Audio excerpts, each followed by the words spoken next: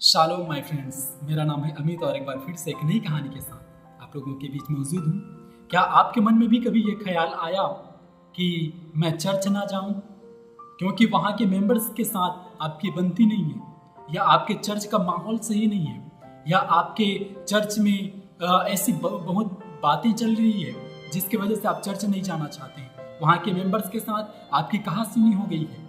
इसी विचार के साथ में एक महिला अपने चर्च के पास्टर के पास में जाती है और कहती है कि पास्टर जी, मैं आज के बाद में इस चर्च में नहीं आना चाहती हूँ। मैं इस चर्च से तंग आ गई हूँ। आज के बाद में मैं यहाँ नहीं आऊंगी और यहाँ आने से अच्छा तो मैं अपने घर में ही बैठ करके प्रार्थना करूँ। तो वहाँ के जो पास्टर थे बड़ी शालीनता से उस बहन को पूछते हैं, कहते हैं कि बहन जी, आप तो प्रति सप्ताह चर्च आते थे, क्या हो गया कि आज आप चर्च से बहुत नाराज हैं? क्या बात है कि आप चर्च नहीं आना चाहते हैं? तो वो जो महिला थी वो कहती है ऊंची आवाज़ में अपने पास्टर से कहती हैं कि पास्टर जी, मैं यहाँ के लोगों से तंग आ गई हूँ। यहाँ के लोग हर समय चारे चुगली करते रहते हैं। यहाँ के लोग हर समय अपनी अपनी बातों में लगे हुए होते हैं। लोग चर्च में प्रार्थना करने के लिए आते हैं, अपने मन की शांति के लिए आते हैं, लेकिन यहाँ पर आने के बाद में मेरा मन व्याकुल हो जाता है।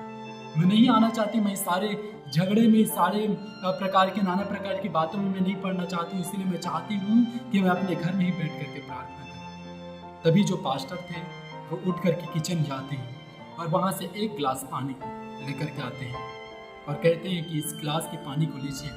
और जो गिलास था वो पूरा लपालप पानी से भरा हुआ था। और पास्टर जी कहते हैं कि जाइए और इस गिलास को पकड़ करके आपको एक चक्कर, चर्च के एक चक्कर लगा करके वापस आना है। ध्यान रहे कि एक बूंद भी पानी गिलास से नहीं टपकना चाहिए। तो वो जो महिला थी वो तो समझती नहीं क्या हो रहा है, लेकिन फिर भी जो पास्टर के कहे की बातों को मान करके, सुन करके वो गिलास को पकड़ करके जाती है। और जब वो चलती हुई जाती है उसका ध्यान पूरी रूप से उस गिलास में रहता है कि एक बूंद भी पानी गिलास से टपके ना। और ऐसे धीरे धीरे चलने लगती है और उसके बाद में वो एक राउंड चर्च का लगा करके वापस आती है। और उसके बाद में वो महिला कहती है कि पास्टर जी, आपने जो कहा था मैंने उसको कर दिखाया, इस गिलास से एक बूंद भी पानी नहीं टपकने दिया। तब पास्टर जी पूछते हैं कि जब आप गिलास को लेकर के चल रहे थे, क्या आपने कुछ और चीज़ों को नोटिस किया? क्या आपने देखा कि आपके बगल में कौन बातें कर रहा है, वो किस विषय में बात कर रहा है, वो किन से बातें कर रहा है, वो किस मैटर में बात कर रहा है? तो जो महिला थी वो कहती है कि पास्टर जी, मेरा सारा ध्यान तो उस गिलास में था कि गिलास का पानी ना टपके, इसीलिए मैं अपने सारे मन को उस गिलास में लगाई हुई थी और उसके बाद में मैंने चर्च का चक्कर लगाया है। मुझे नहीं पता वो किन से बातें कर रहे थे, किस विषय में बातें कर रहे थे। उसके बाद पास्टर कहते हैं, एग्जैक्टली, आप जब चर्च जाते हैं, आप जब प्रार्थना करने के लिए जाते हैं, आप जब भवन में प्रवेश करते हैं, आपका सारा ध्यान परमेश्वर के ऊपर में होना चाहिए। आपका सारा ध्यान प्रार्थना के ऊपर होना चाहिए। आपका सारा ध्यान बाइबल के उन वचनों के ऊपर होना चाहिए जो वहाँ पर सिखाया जाता है।